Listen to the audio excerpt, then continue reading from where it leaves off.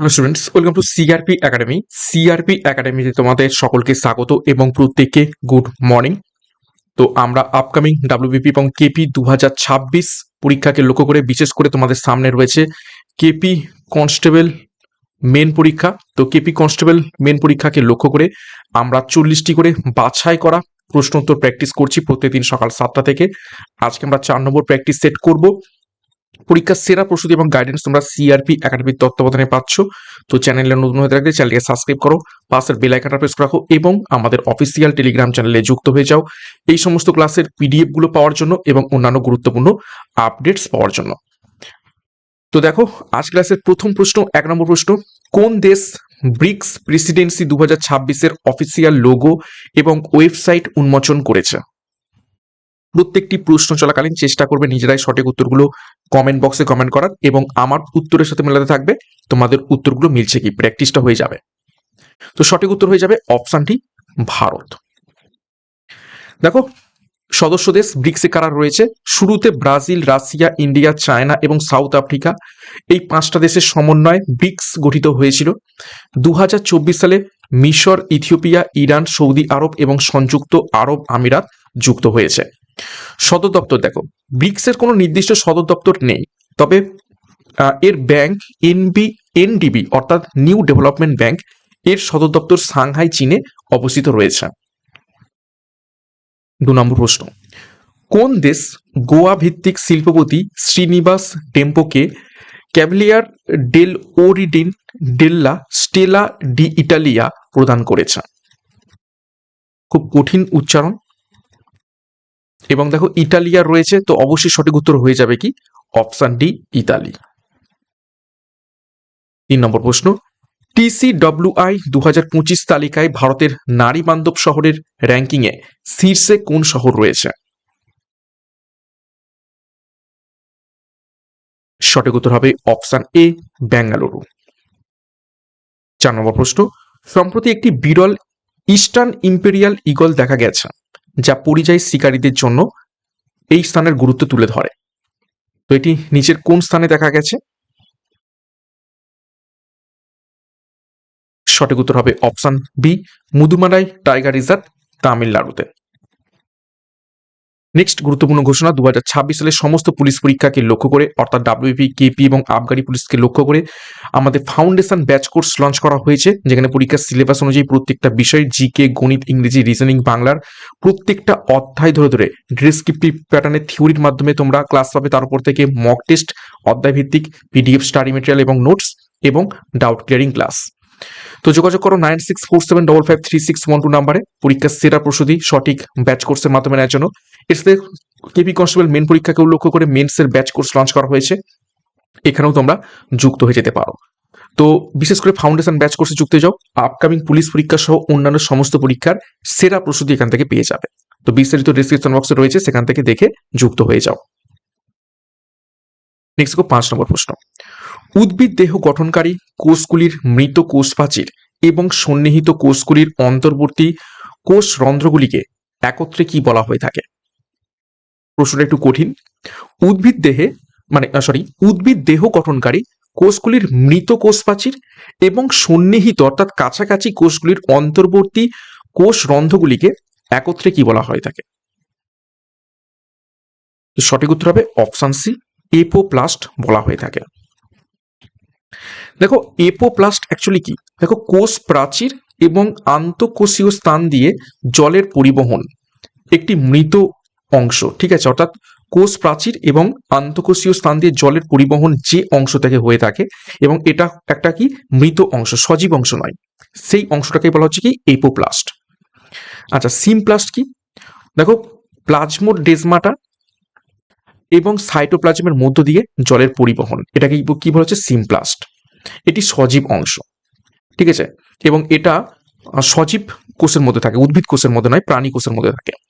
আচ্ছা, কোষ প্রাচীর সেলুলোজ দ্বারা গঠিত হয়ে থাকে এবং প্রোটোপ্লাস্ট কোষ প্রাচীর বাদ দিয়ে কোষের বাকি যে সজীব অংশ সেটাকে কি বলা হচ্ছে প্রোটোপ্লাস্ট, ঠিক আছে। অর্থাৎ ধরো এই যে বাইরের যে ওয়ালটা দেখতে পাচ্ছ এটা হচ্ছে কোষ প্রাচীর, আর ভিতরের যে অংশটা এটা হচ্ছে প্রোটোপ্লাস্ট। এবং এই কোষ প্রাচীরের এবং এই মধ্যে যে জল আদান প্রদান হয়ে থাকে দুটো কোষের মধ্য থেকে, সেই অংশটা কখনো সজীব কখনো মৃত হয়ে থাকে। মৃত হলে এবোপ্লাস্ট আর সজীব হলে সিমপ্লাস্ট। 2 নম্বর প্রশ্ন দেখো, BBRR জিনোটাইপ থেকে কত প্রকার গ্যামেট পাওয়া যাবে? প্রথমটা কি? বড় হাতের বি, তারপর এটা ছোট হাতের, এবং তারপরে দুটোই ছোট হাতের আর। তো এই জিনোটাইপ থেকে কত প্রকার গ্যামেট পাওয়া যাবে? তো সঠিক উত্তর হবে অপশন বি, 2 প্রকার গ্যামেট পাওয়া যাবে। দেখো সূত্র 2n, যেখানে n হলো হেটারো জাইগাস অর্থাৎ বিষম সংকর জোড়ার সংখ্যা।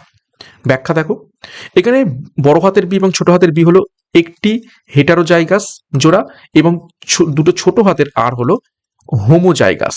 তাই n ইকুয়াল টু 1, অর্থাৎ কি বলছে দেখো, হেটারোজাইগাস হচ্ছে n, তাহলে n হচ্ছে কি একটা, যেটা হচ্ছে বড় হাতের বি ছোট হাতের বি, তাহলে গ্যামেট সংখ্যা কি হবে 2n, অর্থাৎ 2 অর্থাৎ 2টি, অর্থাৎ গ্যামেটগুলি হলো বিআর এবং ছোট হাতের বিআর। ওকে, নেক্সট দেখো 7 নম্বর প্রশ্ন, জাপানের সহায়তায় সম্পন্ন পাইথন হাইড্রো ইলেকট্রিক প্রকল্পটি কোন নদীতে অবস্থিত রয়েছে? পাইথন হাইড্রো ইলেকট্রিকের অপর নাম হচ্ছে কি দেখো, জয়কোয়াদি হাইড্রো ইলেকট্রিক প্রকল্প। তো কোন নদীর উপর অবস্থিত রয়েছে? অপশন ডি, গোদাবরীতে। এবং কোন রাজ্যে? মহারাষ্ট্র। 8 নম্বর প্রশ্ন, মাকড়সার জাল কি দিয়ে তৈরি হয়ে থাকে? 4টি অপশন রয়েছে, সঠিক উত্তর হবে অপশন বি, প্রোটিন দিয়ে তৈরি হয়ে থাকে। দেখো ফাইব্রোইন, ঠিক আছে, ফাইব্রোইন নামক এক ধরনের প্রোটিন দিয়ে এই কি তৈরি হয়ে থাকে? মাকড়সার জাল তৈরি হয়ে থাকে। এবং বৈশিষ্ট্য দেখো, এটি ইস্পাতের চেয়েও বেশি শক্তিশালী এবং টান সহন ক্ষমতা হয়ে থাকে। তাও দেখো, মাকড়সা হচ্ছে আর্কনিডা শ্রেণীর অন্তর্ভুক্ত। এটা কিন্তু কোনো রকম কীট পতঙ্গ নয়, কারণ এদের 8টি পা থাকে, সেই জন্য এটা হচ্ছে কি আর্কনিডা শ্রেণীর পতঙ্গ। মাকড়সার রেচন অঙ্গ কি? কক্সাল গ্রন্থি। 9 নম্বর প্রশ্ন, কোন মামলার অপরাধী হিসাবে ব্রিটিশ সরকার রামপ্রসাদ বিসমিলকে মৃত্যুদণ্ডে দণ্ডিত করেছিল? সঠিক উত্তর হবে অপশন ডি, কাকরি ষড়যন্ত্র মামলা। কাকরি ষড়যন্ত্র মামলা কত সালে হয়েছিল? 1925 সালে। দেখো, এই কাকরি ষড়যন্ত্র মানে কাকরি যে ডাকাতি, অ্যাকচুয়ালি কাকরি ট্রেন ডাকাতি হয়েছিল। তো কে সংগঠন করেছিল? Hindustan Republican association. অন্যান্য বিপ্লবী কারা ছিলেন? আসাফুল্লাহ খান, রোশন সিং, রাজেন্দ্র লাইলি, সকলেরই ফাঁসি হয় পরবর্তীকালে। বিখ্যাত উক্তি দেখো, সারফরসে কি তামান্না আব হামারে দিল মে হ্যাঁ, এই বিখ্যাত গানটা কে করেছিলেন? রামপ্রসাদ বিসমিল, এবং তিনি জনপ্রিয় করেছিলেন। 10 নম্বর প্রশ্ন, জৈন সাহিত্যগুলো মূলত কোন ভাষায় রচিত? সঠিক উত্তর হবে অপশন বি, প্রাকৃত ভাষায় রচিত। দেখো, জৈনদের প্রধান ধর্মগ্রন্থগুলিকে আগম বা সিদ্ধান্ত বলা হয়ে থাকে। আচ্ছা, তারপর দেখো কল্পসূত্র। কল্পসূত্রকে লিখেছেন ভদ্রবাহু, রচনা করেছিলেন সংস্কৃত ভাষায়। পালি ভাষা দেখো, বৌদ্ধ ধর্মগ্রন্থ ত্রিপিটক, এটি হচ্ছে পালি ভাষাতে রচিত। তারপর দেখো তীর্থঙ্কর, জৈন ধর্মে মোট 24 জন তীর্থঙ্কর ছিলেন। প্রথম জন ছিলেন ঋষভনাথ এবং শেষজন ছিলেন মহাবীর। এবং এই সিদ্ধান্তগুলো কি ভাষায় রচিত হতো? সিদ্ধান্তগুলো প্রাকৃত ভাষায় রচিত হতো। ওকে, 11 নম্বর প্রশ্ন, ভারতীয় জাতীয় কংগ্রেসের প্রথম সভা অনুষ্ঠিত হয়েছিল কোন শহরে?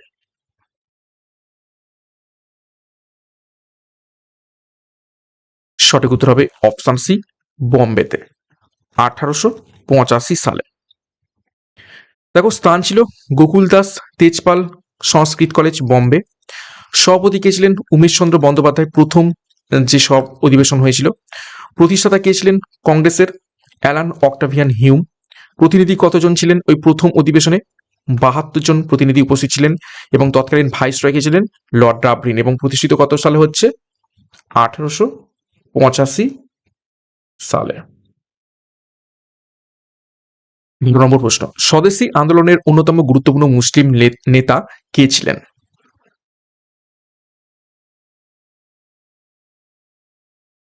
তো সঠিক উত্তর হয়ে যাবে অপশন সি, লিয়াকত আলী খান। তো স্বদেশী আন্দোলন কখন দেখা যায়? ওই 1905 সালের দিকে। দেখো, লর্ড কার্জন 1905 সালে বঙ্গভঙ্গ ঘোষণা করেন এবং তার ফলেই এই স্বদেশী আন্দোলন দেখতে পাওয়া যায়। রাখি বন্ধন উৎসব দেখো রবীন্দ্রনাথ ঠাকুর হিন্দু এবং মুসলিম ঐক্যের জন্য পালন করে থাকেন এবং জাতীয় শিক্ষা পরিষদ 1906 সালে গঠিত হয়ে থাকে এই স্বদেশী আন্দোলনের মধ্য থেকে। 13 নম্বর প্রশ্ন, উপদ্বীপীয় ভারত সংকীর্ণ থেকে সংকীর্ণতর হয়েছে এই স্থানে, অর্থাৎ নিচের কোন স্থানে উপদ্বীপীয় ভারত সংকীর্ণ থেকে সংকীর্ণতর হয়েছে? দক্ষিণ দিকের যে ভারতটা রয়েছে দেখবে এইরকম, তো কোনখানটা সংকীর্ণ হয়েছে? তো সঠিক উত্তর হয়ে যাবে এখান থেকে অপশন ডি, একদম দক্ষিণতম প্রান্ত, কন্যাকুমারী। দেখো, কন্যাকুমারীর অপর নাম হচ্ছে কেপ কমোরিন।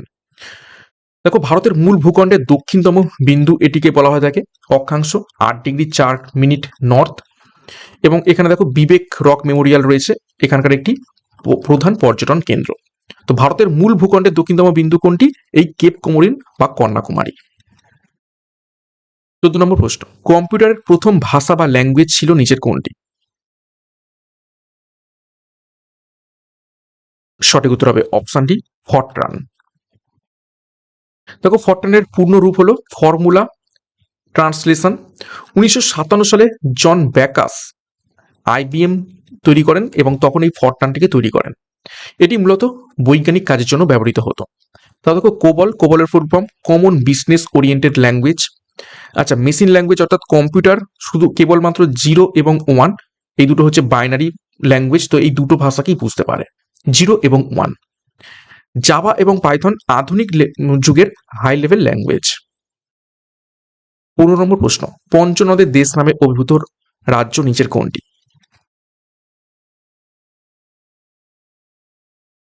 সঠিক উত্তর হবে অপশন বি, পাঞ্জাব।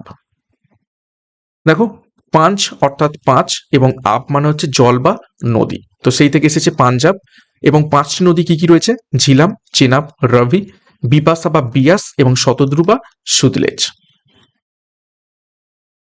16 নম্বর প্রশ্ন, নালন্দা মহাবিহার কোন রাজ্যে অবস্থিত রয়েছে?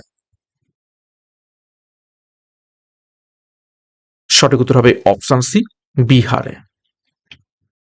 দেখো, প্রতিষ্ঠা কে করেছিলেন? কুমার গুপ্ত প্রথম, তিনি গুপ্ত বংশের রাজা। তো প্রথম কুমারগুপ্ত এই নালন্দা বিশ্ববিদ্যালয় প্রতিষ্ঠা করেছিলেন এবং ধ্বংস করেছিলেন বখতিয়ার খিলজি 1200 খ্রিস্টাব্দের দিকে।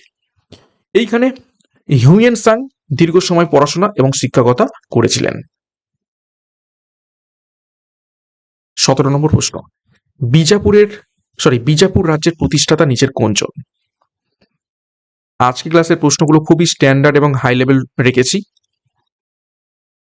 তো সঠিক উত্তর হয়ে যাবে অপশন ডি, ইউসুফ আদিল শাহ বিজাপুর রাজ্যের প্রতিষ্ঠাতা।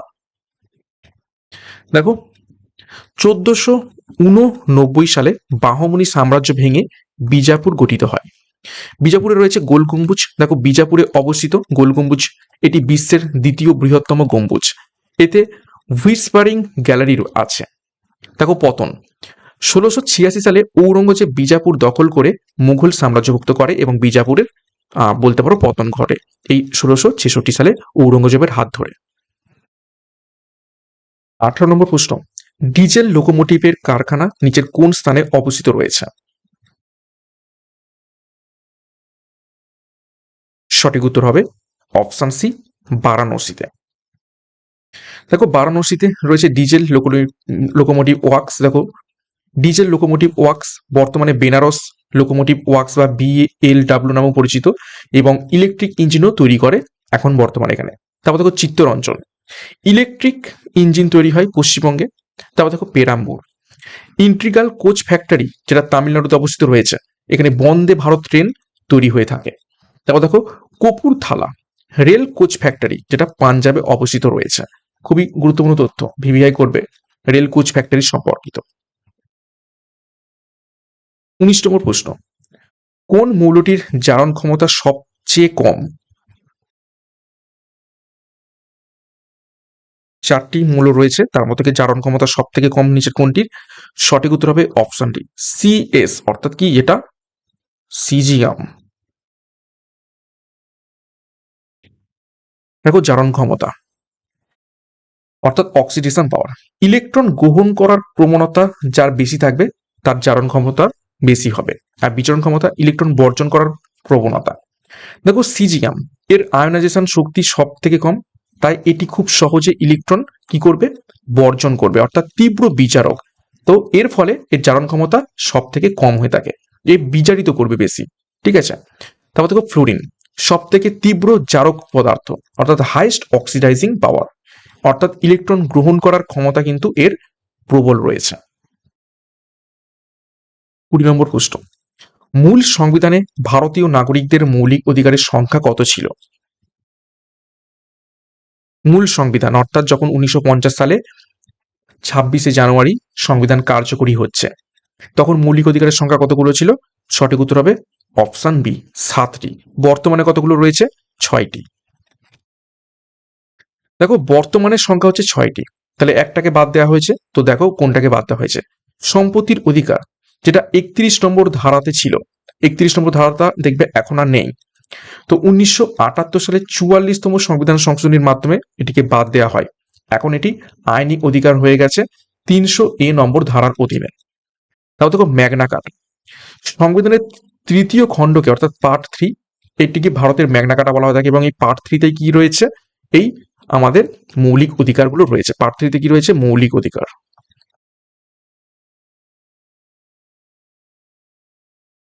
ঠিক আছে, এগুলো রয়েছে। তারপর দেখো রক্ষাকর্তাকে সুপ্রিম কোর্ট ধারা 32 অনুযায়ী এবং হাইকোর্ট 226 অনুযায়ী এই মৌলিক অধিকারগুলোকে রক্ষা করে থাকে, এবং এই অনুযায়ী কি জারি করে থাকে? রিট জারি করে থাকে। 5 ধরনের রিট জারি করে আমাদের মৌলিক অধিকার ক্ষুণ্ণ হলে। 21 নম্বর প্রশ্ন, তাজিয়া নিয়ে মহরমের মিছিলে নিষেধাজ্ঞা দিয়েছিলেন নিচের কোন সম্রাট? সঠিক উত্তর হবে অপশন বি সিকেন্দার শাহ লোদি। দেখো 1504 সালে আগ্রা শহর তৈরি করেছিলেন এই সিকেন্দার শাহ লোদি। তাও দেখো গজ ই সিকেন্দারি তিনি জমি জরিপের একটি একক চালু করেছিলেন। তারপর দেখো গুলরুখি ছদ্মনামে তিনি ফার্সি কবিতা লিখতেন কে? এই সিকেন্দার লোদি। তারপর দেখো ধর্মীয় নীতি, তিনি হিন্দুদের যমুনা নদীতে স্নান এবং নাপিতদের দিকে মাথা মুন্ডন নিষিদ্ধ করেছিলেন। 22 নম্বর প্রশ্ন, আলেকজান্ডার ফ্লেমিং কিসের জন্য বিখ্যাত? সঠিক উত্তর হবে অপশন বি পেনিসিলিনের জন্য বিখ্যাত। দেখো তিনি 1928 সালে পেনিসিলিন আবিষ্কার করেছিলেন। উৎস দেখো পেনিসিলিয়াম নটাটাম নামক ছত্রাক থেকে। গুরুত্ব, এটি বিশ্বের প্রথম অ্যান্টিবায়োটিক, এবং তিনি 1945 সালে ফ্লেমিং চিকিৎসা শাস্ত্রে নোবেল পুরস্কার পেয়েছিলেন এই পেনিসিলিয়াম আবিষ্কার করার জন্য। 23 নম্বর প্রশ্ন, বেতার তরঙ্গ প্রতিফলিত হয়ে ভূপৃষ্ঠে পুনঃপ্রেরিত হয় যে স্তর থেকে, সেটি নিচের কোন স্তর? সঠিক উত্তর হবে অপশন ডি আয়নোস্ফিয়ার থেকে। দেখো আয়নোস্ফিয়ার, এখানে গ্যাসীয় অণুগুলি আয়নিত অবস্থায় থাকে, যা রেডিও তরঙ্গ প্রতিফলনে সাহায্য করে। এবং দেখো সুমেরু প্রভা বা অরোরা যে দেখতে পাওয়াই, সেটা হচ্ছে এখানে দেখতে পাওয়া যায়। শুধু সুমেরু প্রভা নয়, কুমেরু প্রভা দেখতে পাওয়া যায়, অরেলা অস্ট্রালিস এবং অরেলা বোরালিস। তারপর দেখো ট্রপোস্ফিয়ার, এখানে ঝড় বৃষ্টি মেঘ সমস্ত যে প্রাকৃতিক ঘটনা এখানে হয়ে থাকে, এবং এই জন্য একে কি বলা থাকে? ক্ষুব্ধ মণ্ডল। তারপর দেখো স্ট্র্যাটোস্ফিয়ার, এখানে ওজোন স্তর থাকে যা অতিবেগুনি রশ্মি আটকায় এবং জেট বিমান চলাচল করে, এবং স্ট্র্যাটোস্ফিয়ারে কি বলা থাকে? শান্ত মণ্ডল। মেসোস্ফিয়ার, এখানে উল্কাপিণ্ড এই স্তরে এসে পুড়ে ছাই হয়ে যায়। নেক্সট দেখো 24 নম্বর প্রশ্ন, শিবাজি 1665 খ্রিস্টাব্দে পুরন্দরের সন্ধি স্বাক্ষর করেন কার সাথে? সঠিক উত্তর হবে অপশন সি জয় সিং এর সাথে।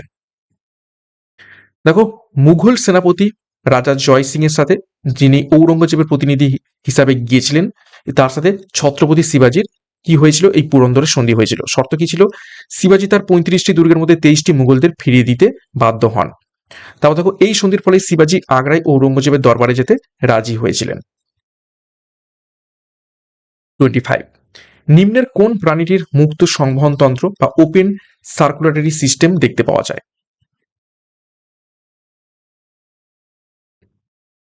সঠিক উত্তর হবে অপশন বি, আরশোলা। দেখো মুক্ত সংবহন তন্ত্র, রক্ত রক্তনালীর বাইরে দেহ গহ্বরে মুক্ত থাকবে। উদাহরণ আরশোলা, চিংড়ি, শামুক অর্থাৎ আর্থ্রোপোডা এবং মোলাস্কা পর্বের প্রাণীদের মধ্যে এই মুক্ত সংবহনতন্ত্র দেখতে পাওয়া যায় এবং এদের শরীরে হিমোসিল থেকে থাকে। ঠিক আছে, তারপর দেখো বদ্ধ সংবহন, রক্ত সর্বদা রক্তনালীর ভেতরে থাকে। উদাহরণ মানুষ, কেঁচো, ব্যাঙ ইত্যাদি। আরশোলার রক্ত বর্ণহীন, একে হিমোলিম্ফ বলা হয়ে থাকে। তারপর দেখো হৃৎপিণ্ড, আরশোলার হৃৎপিণ্ড 13 প্রকোষ্ঠ বিশিষ্ট। 26, শ্রী সীতা রামচন্দ্রের স্বামী মন্দির কোন রাজ্যে অবস্থিত রয়েছে?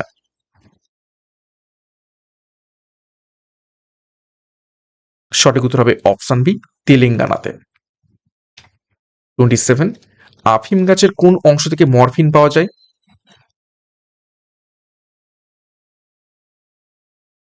সঠিক উত্তর হবে অপশন ডি, ফলের ত্বক থেকে। দেখো মরফিনের ব্যবহার, মরফিন বা কোডিন ব্যথানাশক বা পেন কিলার হিসেবে ব্যবহৃত হয় এবং হেরোইন তৈরিতেও কাজে লাগে। তারপর কুইনাইন, কুইনাইন সিঙ্কোনা গাছের ছাল থেকে পাওয়া যায়, ম্যালেরিয়ার ওষুধ তৈরিতে ব্যবহৃত হয়। নিকোটিন তামাক পাতা থেকে পাওয়া যায় এবং ক্যাফেইন কফি বীজ থেকে পাওয়া যায়। 28, কোন নদীর তীরে ভাকরানাঙ্গাল প্রকল্প অবস্থিত রয়েছে?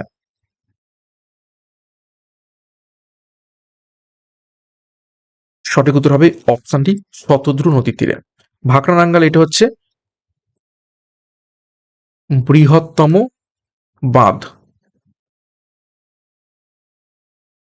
দেখো অবস্থান হিমাচল প্রদেশ এবং পাঞ্জাব সীমানায়, জলাধার গোবিন্দ সাগরের উপর এই কি হয়েছে, এই ভাকরানাঙ্গালটাকে অবস্থান করা হয়েছে এবং এটি হচ্ছে ভারতের বৃহত্তম মানব নির্মিত বাঁধ, সরি হ্রদ।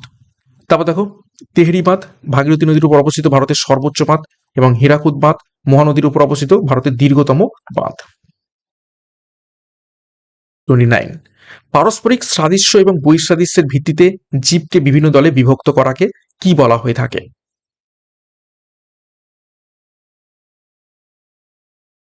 সঠিক উত্তর হবে অপশানে শ্রেণীবিন্যাস অর্থাৎ ট্যাক্সোনমি।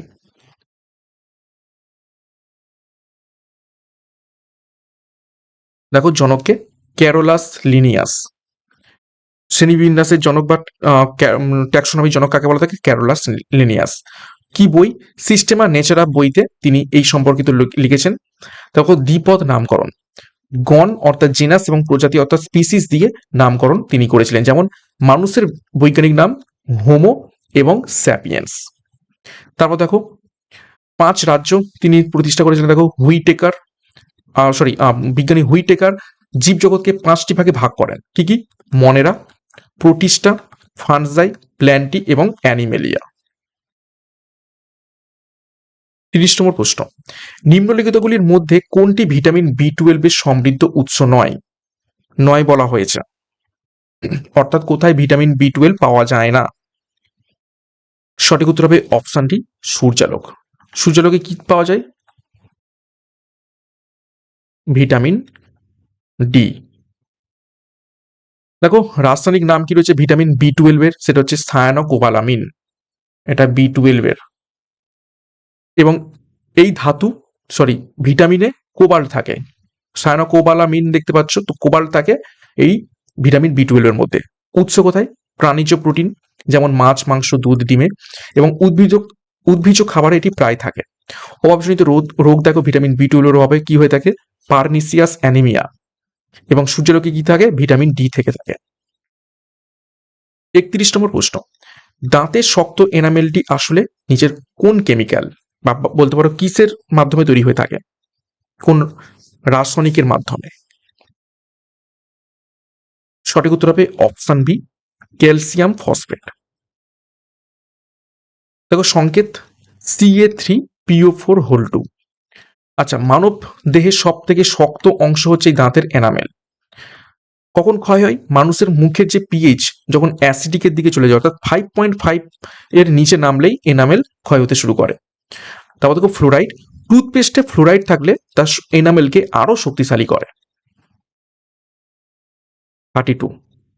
দেখো কোন সন্ধি দ্বারা টিপুর দুই পুত্রকে জামিন স্বরূপ ইংরেজরা কলকাতায় নিয়ে গিয়েছিল?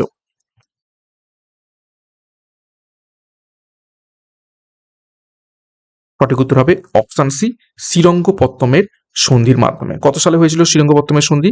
1792 সালে। দেখো তৃতীয় ইঙ্গ মহীশূর যুদ্ধ হয়েছিল, যেখানে গভর্নর জেনারেল ছিলেন লর্ড কর্নওয়ালিস। শর্ত কি ছিল? দেখো টিপু সুলতানকে অর্ধেক রাজ্য এবং 3,30,00,000 টাকা ক্ষতিপূরণ দিতে হয়েছিল।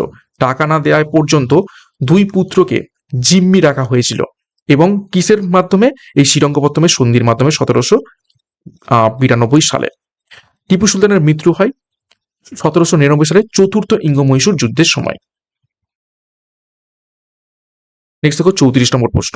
একটা প্রশ্ন মিস হয়েছে, যাই হোক তার জন্য সরি।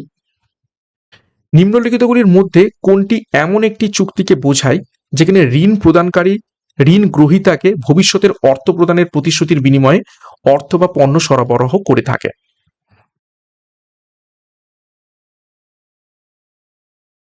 তো ঋণের কথা আসলেই অবশ্যই আসবে কি? Option C, credit. 35 দেখো বড়লাট ওয়ারেন হেস্টিং কোন বিদ্রোহ সম্পর্কে বলেছিলেন হিন্দুস্তানের যাযাবর বা পেশাদার ডাকাতের উপদ্রব?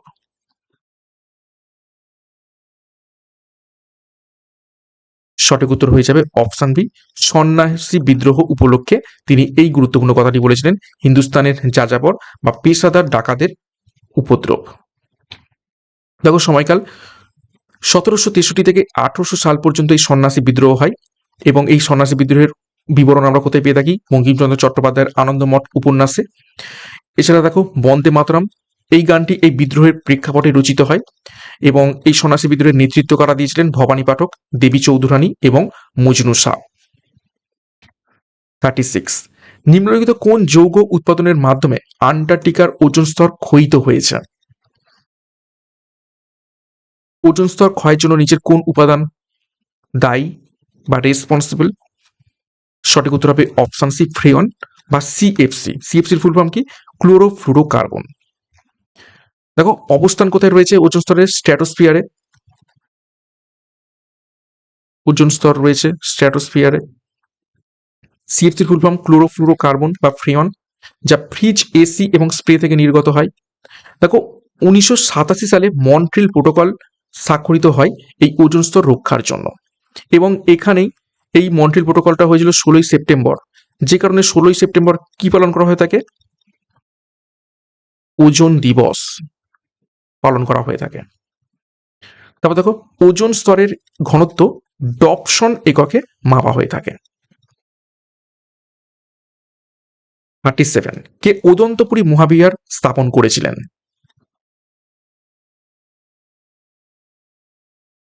সঠিক উত্তর হবে অপশন ডি, গোপাল।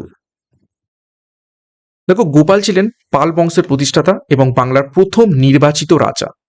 মৎস্যালয়ের অবসান ঘটিয়ে তিনি বাংলার প্রথম নির্বাচিত রাজা হয়েছিলেন। ধর্মপাল দেখো তিনি বিক্রমশিলা মহাবিহার এবং সোমপুর মহাবিহার প্রতিষ্ঠা করেছিলেন। এবং উদন্তপুরী বর্তমান বিহার শরীফ এলাকায় অবস্থিত ছিল। 38 সূর্যপৃষ্ঠের উত্তাপ কত? সঠিক উত্তর হবে 6000 ডিগ্রি সেন্টিগ্রেড বা সেলসিয়াস। দেখো ফটোস্ফিয়ার, সূর্যের যে উজ্জ্বল অংশ আমরা দেখি তার তাপমাত্রা হচ্ছে 6000 ডিগ্রি সেলসিয়াস। কোর বা একদম কেন্দ্র, কেন্দ্রের তাপমাত্রা প্রায় 1.5 কোটি ডিগ্রি সেলসিয়াস। তারপর দেখো করোনা, সূর্য গ্রহণের সময় দেখা যায় যে বাইরের বলয়, সেটি হচ্ছে করোনা। শক্তি, সূর্য এত শক্তি পায় কোথা থেকে? সেটা হচ্ছে নিউক্লিয় সংযোজন বা নিউক্লিয়ার ফিউশন প্রক্রিয়ায় হাইড্রোজেন হিলিয়ামে পরিণত হয়ে শক্তি উৎপন্ন করে থাকে। 89 কোন ভারতীয় ব্যক্তিত্ব প্রথম জ্ঞানপীঠ পুরস্কার পেয়েছিলেন? সঠিক উত্তর হবে অপশন সি, জি শঙ্কর কুরুপ। দেখো, প্রথম প্রাপক জি শঙ্কর গ্রুপ 1965 সালে মালয়ালম কবি তিনি ছিলেন। দেখো, এটি ভারতের সর্বোচ্চ সাহিত্য সম্মান জ্ঞানপীঠ পুরস্কার। প্রথম বাঙালি কে পেয়েছিলেন এই জ্ঞানপীঠ পুরস্কার? তারাশঙ্কর বন্দ্যোপাধ্যায়, গণদেবতা লেখার জন্য 1966 সালে, অর্থাৎ ঠিক তার পরের বছরেই। প্রথম মহিলা জ্ঞানপীঠ পুরস্কার কে পেয়েছিলেন? আশাপূর্ণা দেবী, প্রথম প্রতিশ্রুতি লেখার জন্য 1976 সালে। তারপর দেখো, দামোদর মৌজা সম্প্রতি কঙ্কনি ভাষায় পুরস্কার পেয়েছেন। 40 নম্বর প্রশ্ন এবং আজকের ক্লাসের শেষ প্রশ্ন, ভারতের কোন রাজ্য সব থেকে বেশি পরিমাণে জিপসাম উৎপন্ন করে থাকে?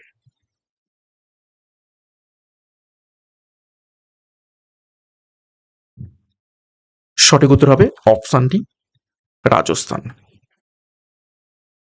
দেখো, জিপসাম সিমেন্ট শিল্পে, অর্থাৎ সিমেন্ট জমাট বাঁধা ধীর করতে এবং প্লাস্টার অফ প্যারিসে ব্যবহৃত হয়ে থাকে। তামা, রাজস্থানের খেতড়ি তামা খনির জন্য বিখ্যাত। ঠিক আছে, খেতড়ি থেকে প্রচুর পরিমাণে তামা উৎপন্ন হয়ে থাকে। তো এই ছিল 40টা প্রশ্ন। অ্যাকচুয়ালি 40টা প্রশ্ন নয়, 40টা প্রশ্নের সাথে প্রচুর আমরা এক্সট্রা নোটস দেখেছি।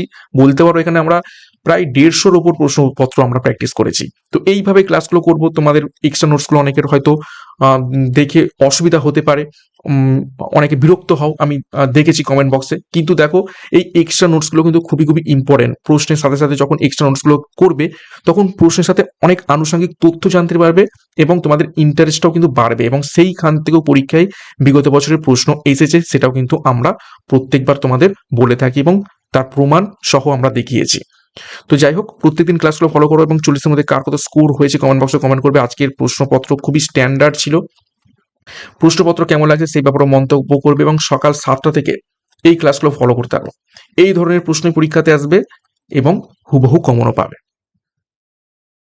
তোমাদের যে ফাউন্ডেশন ব্যাচ কোর্স 2026 সালের সমস্ত পুলিশ পরীক্ষাকে লক্ষ্য করে সম্পূর্ণ প্রত্যেকটা বিষয়ের প্রত্যেকটা অধ্যায় ধরে ধরে ডেসক্রিপটিভ প্যাটার্নে থিওরির মাধ্যমে ক্লাস করব। তার উপরে মক টেস্ট প্রত্যেকটা অধ্যায় ধরে ধরে, পিডিএফ স্টাডি মেটেরিয়াল নোটস, একদম কমপ্লিট ব্যাচ কোর্স বলতে পারো, থিওরি এবং প্রশ্ন উত্তরের মাধ্যমে। তো যোগাযোগ করো 9647553612 নাম্বারে। এবং আমাদের যে main batch course KP constable main পরীক্ষাকে লক্ষ্য করে, সেখানেও যুক্ত হতে পারো। তো আমাদের যে অফিসিয়াল নাম্বার রয়েছে সেখানে যুক্ত হয়ে যাও, যোগাযোগ করো এবং বিশেষ করে ফাউন্ডেশন ব্যাচ কোর্সে যুক্ত হয়ে যাও। একদম আপকামিং 2026 সালের সমস্ত, শুধুমাত্র পুলিশ পরীক্ষা কেন, অন্যান্য পরীক্ষার প্রস্তুতিও এখান থেকে হয়ে যাবে। সেইভাবেই ব্যাচ কোর্স সাজানো হয়েছে। তো বিস্তারিত ডেসক্রিপশন বক্সে রয়েছে, সেখান থেকে দেখে যুক্ত হয়ে যাও।